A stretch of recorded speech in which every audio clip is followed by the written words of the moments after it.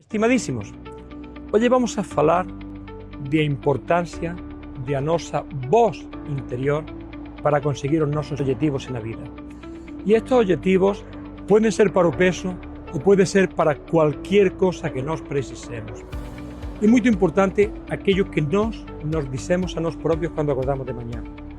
Se eu acordar de mañá e digo, eu vou conseguir facer isto, se van a activar mecanismos y neurotransmisores que me van a ayudar a conseguir. Si yo acordar de mañana decir, va a ser un día difícil, no sé si consigo, muy posiblemente no voy a conseguir. Si nos aplicamos esto peso, nos tenemos todos los días que levantarnos y decir, yo voy a vencer este día. Va a ser un día más que voy a conseguir los míos objetivos. Y no va a ser demasiado duro conmigo, simplemente voy a tener objetivos realistas. Eduque a súa voz interior se ainda non o fez e le irá mellor en a vida e en o peso. Teña un fantástico fin de semana.